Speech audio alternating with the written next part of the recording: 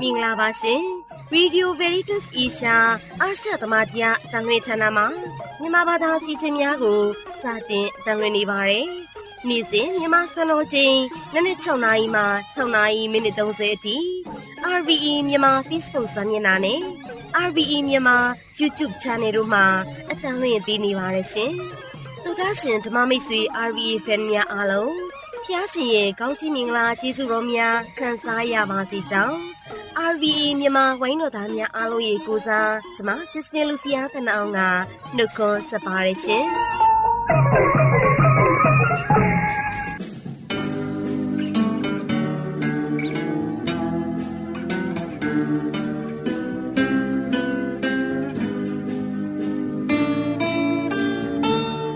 မွေနေဓမ္မတေးလက်ဆောင်ကဏ္ဍကိုကျွန်တော်ဂျုံဝင်းစောထုံးကနေတင်ဆက်ပေးသွားမှာဖြစ်ပါတယ်ဒီကနေ့မေလ22ရက်နေ့မှာကြာရောက်တဲ့မွေးနေ့ရှင်များကတော့လာရှိုးသာသနာမှာဖုံဖုံဂျိုးဆက်သိန်းအောင်ကလောမြို့မှာမာသာထရွေစာစောမြို့နယ်လောင်းရှည်မြို့မှာစာနေလင်းပေါင်းပြင်မြို့နယ်တန်ငါရွာမှာအမာလွင်မြင်းမြို့နယ်မော်ရော့ကျေးရွာမှာစောရှိမွန်မောင်ဝင်းစိန်အချင်းပြည်နယ်မှာမောင်ရွှေစီပေါင်းမြို့မှာ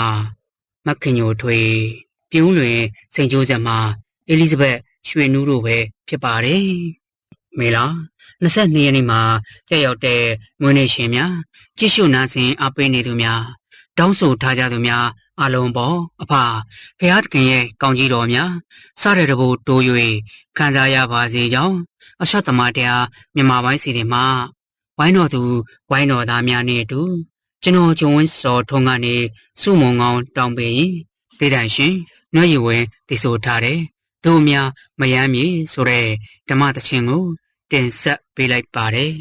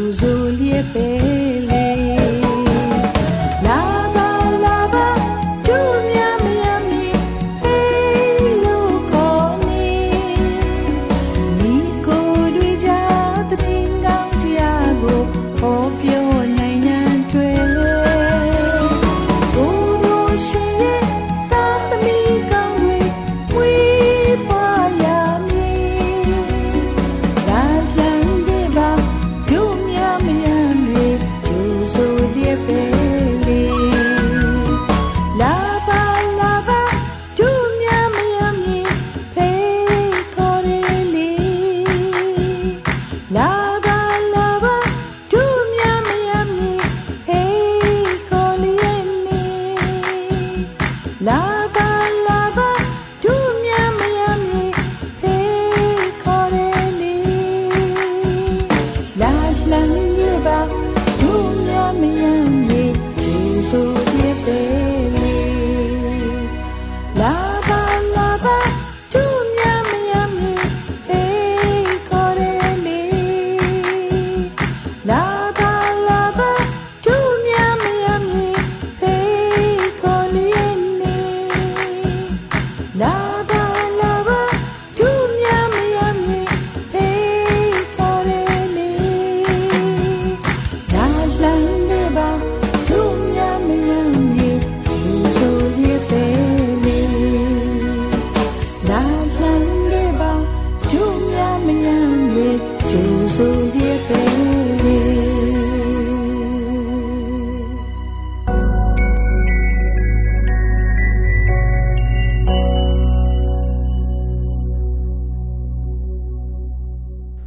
တခင်ခရစ်တော်၌ချစ်လာသောဓမ္မမိတ်ဆွေတို့စင်ပေါင်းတို့ဒီနေ့ကြားနာရတဲ့ပထမကျမ်းစာတော်ထဲမှာတန်ဖိုးလူကိုဖန်ဆီးပြီးတရားစီရင်တယ်ဆိုတဲ့အကြောင်းကြားရတယ်။တန်ဖိုးလူကဘာနိုင်ငံရေးပြစ်မှုမှမကျူးလွန်သလိုမိတိဥပဒေကိုမှလည်းမချိုးဖောက်ခဲ့ပါဘူး။ဘာကြောင့်တရားစီရင်ခံရတယ်လဲဆိုတော့ရှင်ပြန်ထမြောက်တဲ့ခရစ်တော်ကိုတသက်သေခံ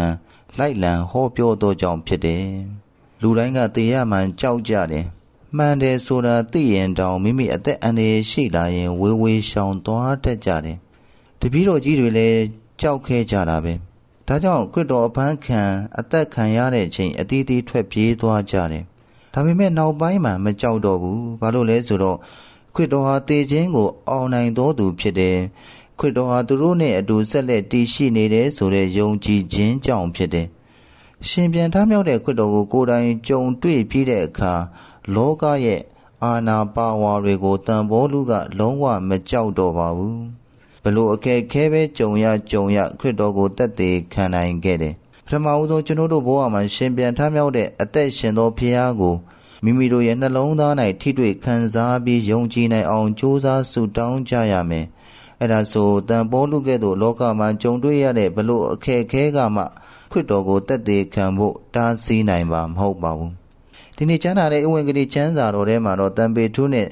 သခင်ယေရှုရဲ့အပြန်အလှန်စကားပြောတဲ့အကြောင်းကိုကြားရတယ်။ကျွန်တော်တို့ရဲ့ဘဝမှာအယံယုံကြည်ရတဲ့ချစ်ရတဲ့သူက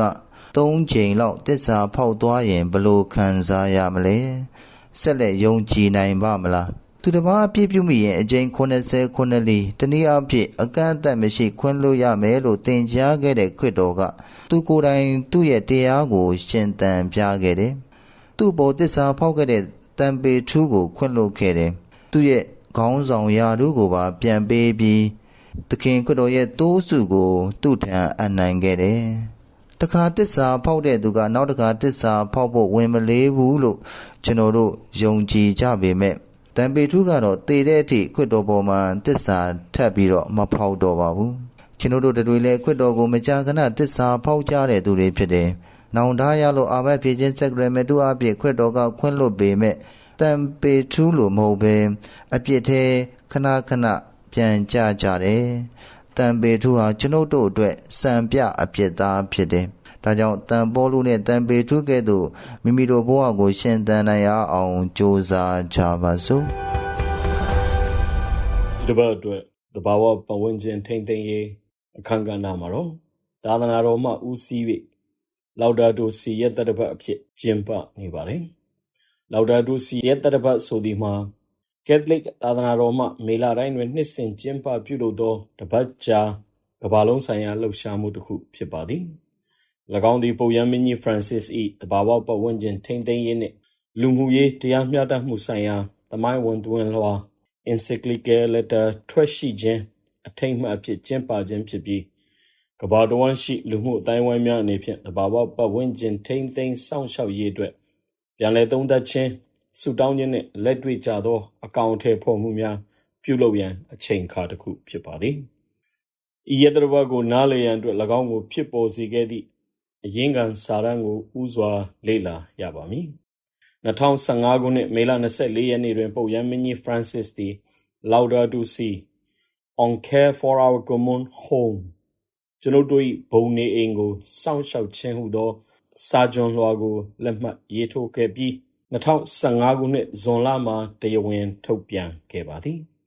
ဤသဝင်လွှာ၏အမည်သည်သဘာဝပတ်ဝန်းကျင်ဆိုင်ရာစောင့်ရှောက်သူ Saint Francis Assisi ၏ 73 ရာစုကတည်ကုန်းခဲ့သောဓမ္မတေးတစ်ခုမှထွက်ပေါ်လာခြင်းဖြစ်ပြီးကိုရောအားချီးမွမ်းခြင်းရှိပါစေတည်းဟုအဓိပ္ပာယ်ရပါသည်ရိုးရာသဘာဝပတ်ဝန်းကျင်ဆိုင်ရာစာတမ်းများနှင့်မတူဘဲLaudato Siသည်ဘက်ဆုံဂေဟစနစ် Integral Ecology ဟူသောအယူအဆကိုမိတ်ဆက်ပေးခဲ့ပါသည်သဘာဝပတ်ဝန်းကျင်တွင်ပျက်စီးယိုယွင်းမှုသည်လူသားတို့၏ဆင်းရဲဒုက္ခများနှင့်နက်နက်ရှိုင်းရှိုင်းဆက်နွယ်နေကြောင်းထောက်ပြထားပြီးကမ္ဘာမြေ၏အော်ဟစ်သံနှင့်ဆင်းရဲသားတို့၏ငိုကြွေးသံနှစ်ခုစလုံးကိုနားဆွင့်ကြရန်လူသားတို့အားတိုက်တွန်းထားခြင်းကြောင့်ထင်ရှားသည်။ပုပ်ရဟန်းမင်းကြီး Francis သည်ဤစာကိုကက်သလစ်ဘာသာဝင်များအတွက်သာမကဤကမ္ဘာမြေပေါ်တွင်နေထိုင်ကြသောလူသားအလုံးထံသို့ရည်ရွယ်ရေးသားခဲ့ပြီးကျွန်ုပ်တို့ကမ္ဘာမြေ၏အနာဂတ်ကိုမြည်သို့ပုံဖော်ကြမည်နည်းဟုသောကမ္ဘာလုံးဆိုင်ရာဆွေးနွေးပွဲတစ်ရပ်ဖြစ်လာစေရန်တိုက်တွန်းခဲ့ပါသည်။ Laudato Si ရက်သတ္တပတ်၏သမိုင်းကြောင်းနှင့်အဓိကမှတ်တိုင်တွေကတော့ဤတစ်ပတ်ကြာကျင်းပသည့်ရိုးရှင်းသောနှစ်ပတ်လည်နေ့တစ်ခုအဖြစ်မှသည်ယခုအခါLaudato Si လှုပ်ရှားမှုအဖွဲ့ Laudato Si Movement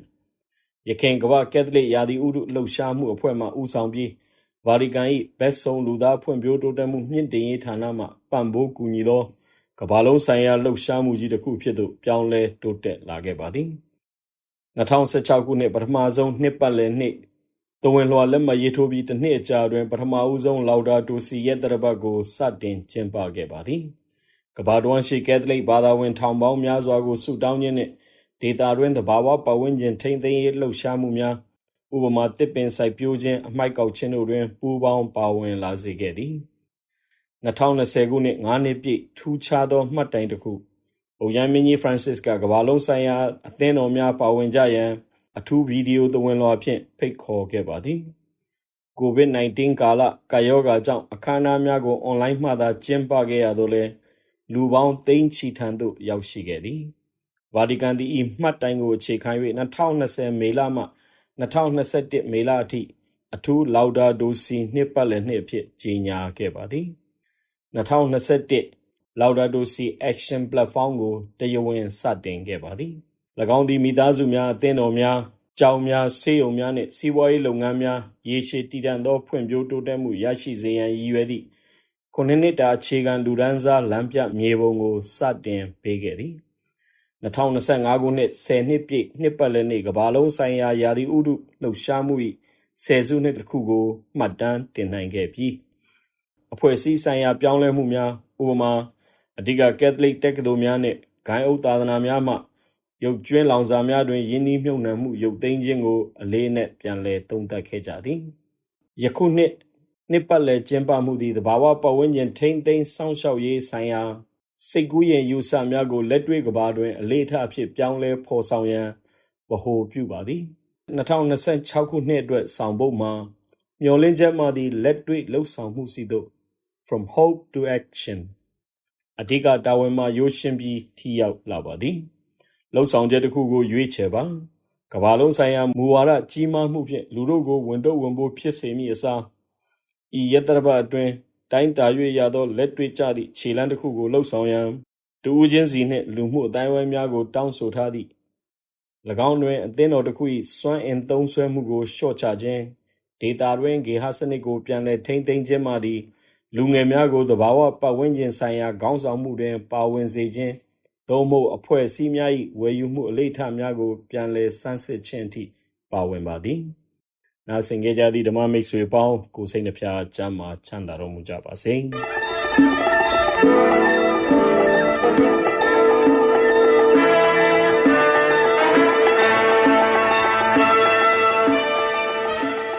ဒီတစ်ပတ်အတွက်သတင်းကဏ္ဍမှာတော့လေဗနွန်ရှေ့အလယ်ပိုင်းဒေသငြိမ်းချမ်းရေးအတွက်ပုပ်ရဟန်းမင်းကြီးလီယို14ဆုတောင်းပေးတဲ့အကြောင်းလေးကိုတင်ဆက်ပေးမှာဖြစ်ပါတယ်။အပတ်စဉ်ဗုဒ္ဓဟူးနေ့တိုင်းလူထုတွေ့ဆုံခြင်းမှာပုပ်ရဟန်းမင်းကြီးလီယို14က Armenian Catholicos ဂိုင်းချုပ်ကြီးအာရမ်တစ်ကိုနှွေးထွေးစွာနှုတ်ခွန်းဆက်သခဲ့ပြီးလက်ရှိစစ်ပွဲဒဏ်ခံနေရသောလေဗနွန်နဲ့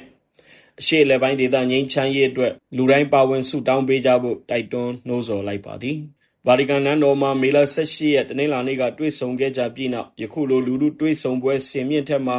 အတူတကွထပ်မံပူးတွဲပါဝင်ခဲ့ကြတာဖြစ်ပါတယ်။ရဟန်းမင်းကြီးကဤကဲ့သို့ညီကိုရင်းချသဖွယ်လာရောက်လည်ပတ်မှုဟာအသင်းတော်များကြားပြေဝစီလုံးမိတ္တဟာဖွဲ့နိုင်ရေးအတွက်အရေးကြီးလာတဲ့ခြေလှမ်းသစ်တစ်ခုဖြစ်တယ်လို့မိန့်ကြားခဲ့ပါတယ်။ရဟန်းမင်းကြီးကအကြမ်းဖက်မှုတွေနဲ့စစ်ပွဲတွေကြောင့်တကြောပြန်ပျက်စီးဆုံးရှုံးနေရတဲ့လက်ဘနွန်နဲ့အရှေ့အလယ်ပိုင်းဒေသငြိမ်းချမ်းရေးအတွက်အထူးတလဲဆုတောင်းပေးခဲ့သလိုထိုဒေသရှိပြည်သူများနဲ့အသင်းတော်များအတွက်မိမိအနေဖြင့်နေ့စဉ်ဆုတောင်းပေးလျက်ရှိကြောင်းကတိပြုပြောကြားခဲ့ပါတယ်။ကက်သလစ်သာသနာတော်အနေနဲ့အရှေ့တိုင်း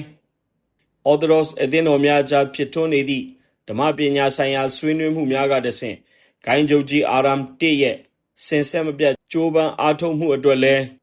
ယဟန်မင်းကြီးကအထူးကျေးဇူးတင်ရှိကြောင်းပြောကြားခဲ့ပါသည်ကျွန်ုပ်တို့အားလုံးမျှော်လင့်တောင်းတတဲ့အပြည့်အဝစီလုံးချင်းစီတို့ရှောက်လန်းမြလန်ခီကိုအလင်းပြပေးဖို့ Saint Gregory Saint Narcisse နဲ့အထူးသဖြင့်တန်ရှင်းသောမေရိုသခင်မတို့ရဲ့ဂျာဝင်ဆုတောင်းပေးမှုကိုကျွန်ုပ်တို့အတူတကွတောင်းခံကြပါစို့ဟု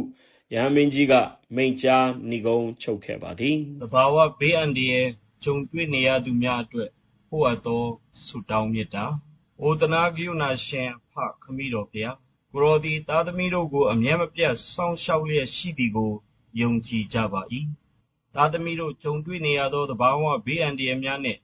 စစ်မှတ်အန္တရာယ်ဘေးများကြားမှကိုရောရှင်တနာကရုဏာတော်ဖြင့်ထူမပေးတော်မူပါသားသမီးတို့သည်ခွန်အားကုန်ခန်း၍အကြိမ်ကြိမ်လဲကြလျက်ရှိကြပါ၏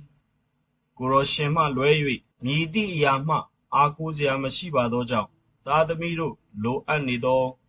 စိတ်ဓာတ်ခွန်အားနှင့်ကာယခွန်အားကိုဖြည့်ဆည်းပေးတော်မူပါလိုအပ်နေသောဆေးဝါးများအစားအစာများရေနှင့်အသုံးအဆောင်များစောင့်ရှောက်မှုများနှင့်ကယ်ဆယ်မှုများကိုအမှန်တကယ်လိုအပ်နေသောသားသမီးများထံသို့ချောမောစွာရောက်ရှိနိုင်ရန်ကိုရောရှင်၏ကာကွယ်စောင့်ရှောက်မှုဖြင့်ပို့ဆောင်ပေးတော်မူပါသားသမီးတို့၏ဘဝနေထိုင်မှုတွေအထူးလိုအပ်နေသောဘေးကင်းလုံခြုံမှုနှင့်အတွင်းစိတ်ငြိမ်သက်ခြင်းကိုလည်းကိုရောရှင်ပေးသနာတော်မူပါပါဝင်လှူဒန်းကြသောအလှူရှင်များအားလုံးကိုလည်းဘေးကင်းလုံခြုံသောဆုကျေးဇူးနှင့်အတူအစတရားမကသောကောင်းကြီးကျေးဇူးများနှင့်ပြန်လည်၍သွန်လောင်းချပေးသနာတော်မူပါမိမိတို့၏အသက်ကိုဗဒါနမထားဘဲစွန့်လွတ်အနစ်နာခံပေးဆက်နေကြသောကိုရောရှင်မိန့်မှာခဲ့သည့်ငါ၏ညီကိုတို့ကိုပြုစုစောင့်ရှောက်ခြင်းသည်ငါကိုပြုစုစောင့်ရှောက်ခြင်းဖြစ်သည်ဟုကြမ်းကြက်ကိုစိတ်နှလုံးသွင်း၍ကယ်ဆယ်ပေးနေကြသောနှလုံးလှသူရဲကောင်းများကိုလည်းကောင်းကြီးပေးတော်မူပါကာကွယ်စောင့်ရှောက်တော်မူပါဘေးကင်းလုံခြုံစေတော်မူပါဤကဆိုးများကြောင့်တည်ဆုံးသွားကြသောသူရဲကောင်းတို့၏ဝိညာဉ်များနှင့်တိုင်းသူပြည်သားတို့၏ဝိညာဉ်များတို့ကိုလည်းကောင်းငင်ရွှေပြည်တော်ဝယ်လက်ခံတော်မူ၍သူတို့ပြုမိသမျှအပြစ်အနာစာများကြံရှိနေပါလျင်ကိုရောရှင်၏တနာကရုဏာတော်ဖြင့်ခွင့်လွှတ်ပေးတော်မူပါဤအမှောင်ဆုံးအချိန်ကာလကြီးကိုအမြန်ဆုံးကျော်ဖြတ်နိုင်ကြ၍အေးချမ်းသာယာဝပြောသောနိုင်ငံအသစ်နှင့်အတူစစ်မှန်သောငြိမ်းချမ်းသာယာခြင်းကိုလည်းပေးသနာတော်မူပါမည်အကြောင်းသားသမီးတို့တောင်းလျှောက်ကြပါသည်ဖျားအာမင်ဤတွင် Radio Veritas Asia အာရှသမတရားအသံလွှင့်ဌာနမှမြန်မာပိုင်းအစီအစဉ်များကိုအသံလွှင့်လို့ပြီးပါပြီ။သောတာရှင်အပေါင်းဖျားရှင်ဤကောင်းကြီးမင်္ဂလာကျေးဇူးတော်များကြွယ်ဝဆုံးလင်းစွာခံစားကြရလျက်အန္တရာယ်ခတ်သိမ်းဘေးရန်ခတ်သိမ်းငြိမ်းကြပါစေ။ဒုက္ခချမ်းသာများနှင့်ပြည့်စုံနိုင်ကြပါစေ။